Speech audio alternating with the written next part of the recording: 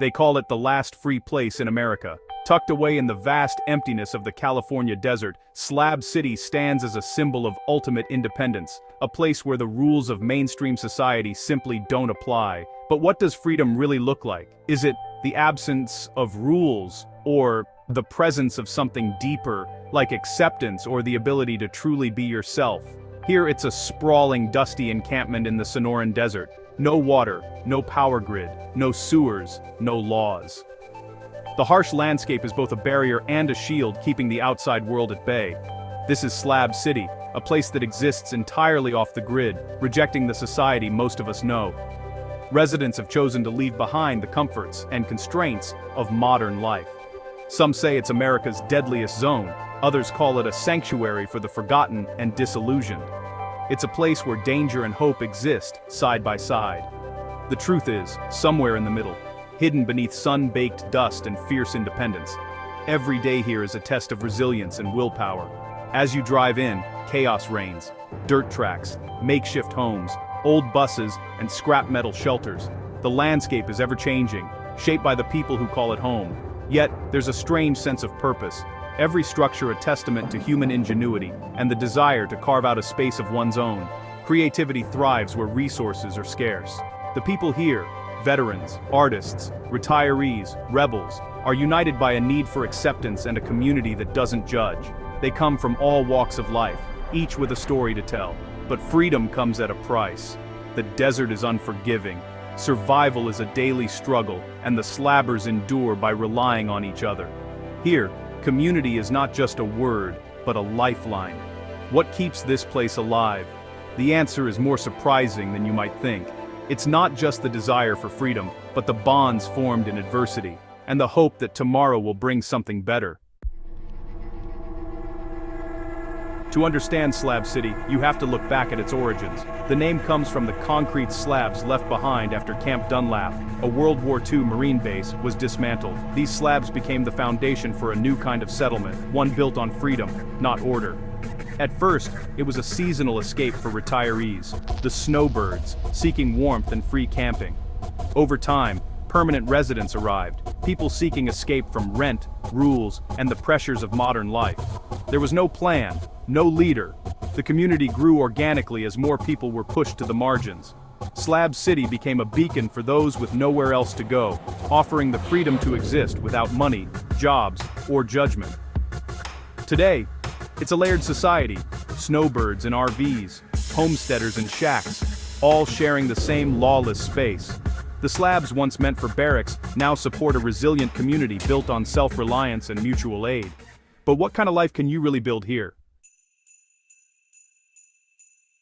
Who calls this harsh place home? There's no typical slabber. The people who live here are as varied as the desert landscape itself, each with their own story and reason for staying. Take Builder Bill, a former contractor who now uses his skills to help neighbors, not for profit, but for the satisfaction of building a life on his own terms. He's become a cornerstone of the community, always ready to lend a hand or share advice.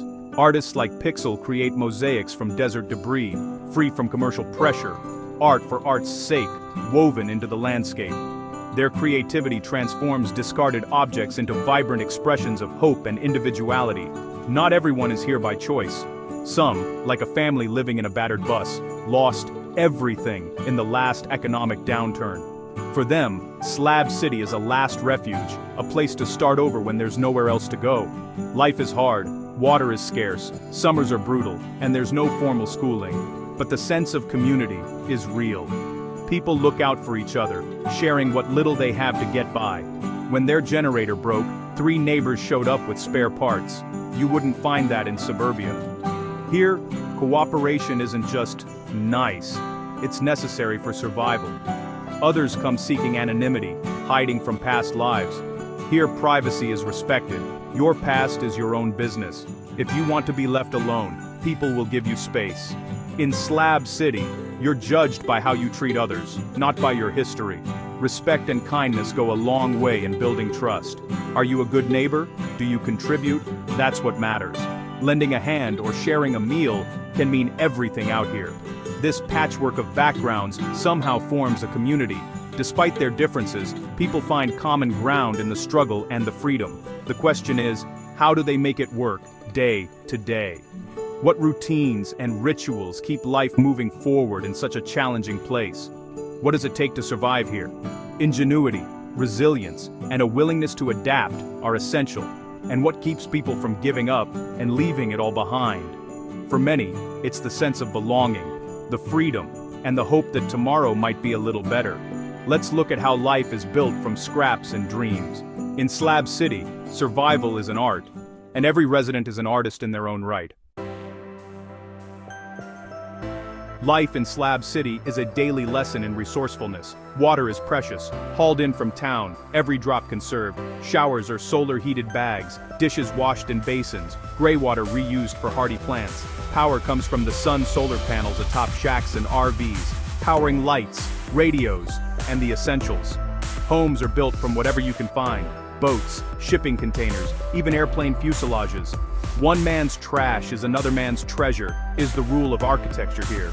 Food comes from government assistance, desert gardens, and most importantly, community potlucks. At the range, an open-air stage, people share food and stories under the stars. Living off the grid doesn't mean living alone. Survival here depends on generosity and interdependence. But is it all as idyllic as it sounds? The desert tests everyone, and not all stories have happy endings. Let's look at the dangers and the myths. Slab City's reputation as America's deadliest zone is mostly myth. Residents laugh at the label. The only thing deadly here is the summer heat, one told me.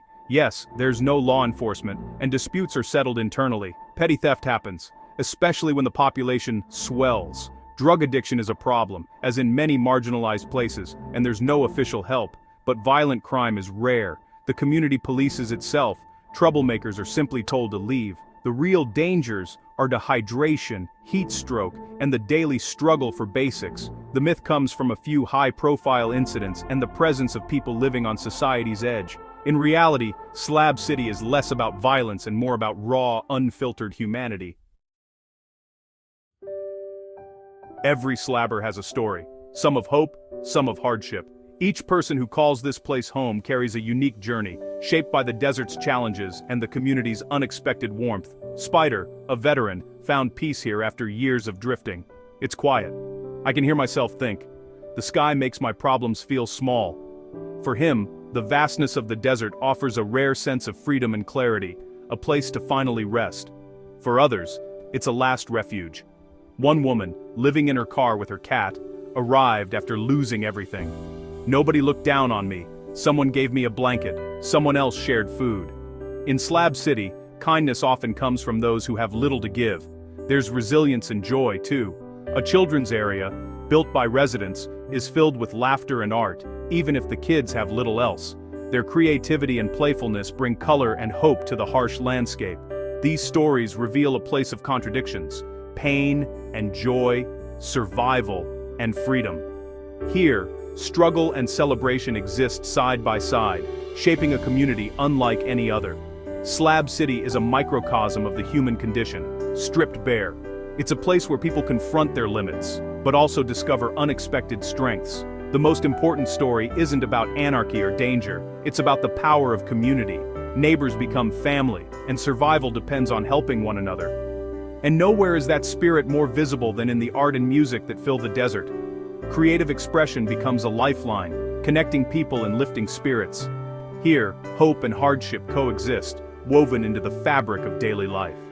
Every day brings new challenges, but also new moments of connection and support. The slabs are a living reminder that even in the harshest places, people find ways to connect.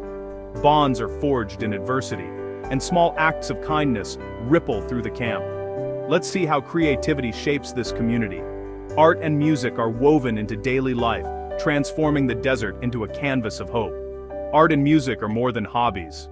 They're survival. In Slab City, creativity is a way to heal, to belong, and to endure. If the slabs are the bones, art is the soul of Slab City. Salvation Mountain, a vibrant, hand-built monument, greets you at the entrance, a message of love from one man's vision. Beyond it lies East Jesus, a sculpture garden of recycled junk, edgy and political, celebrating creativity without commercial pressure. Art here is everywhere: sculptures, murals, mosaics, each piece a statement of freedom. Music is the other heartbeat. At the range, open mic nights bring everyone together under the stars. There's no cover, no bouncers, just raw talent and shared passion. Creativity is currency. Your art, your music, your story are what you have to offer. In a place with no traditional economy, expression becomes survival. This culture of free expression transforms Slab City from a squatter's camp into a living cultural phenomenon. Here, the human spirit soars, unfiltered and unbound. For a place with no official rules, Slab City runs on unspoken codes. Rule 1. Respect. Respect people's space, privacy, and right to live as they choose. Camps are private. Never enter uninvited. Call out. Wait to be welcomed. Self-reliance is key.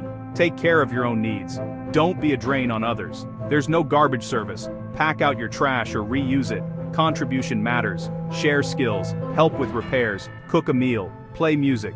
Everyone gives something. Mutual aid and barter hold the community together. The final rule: live and let live. Tolerance is essential. Beliefs and lifestyles vary wildly, but acceptance is the glue. Slab City is a social experiment in radical acceptance, a lesson for a polarized world. These unwritten rules are what keep the chaos from consuming the community.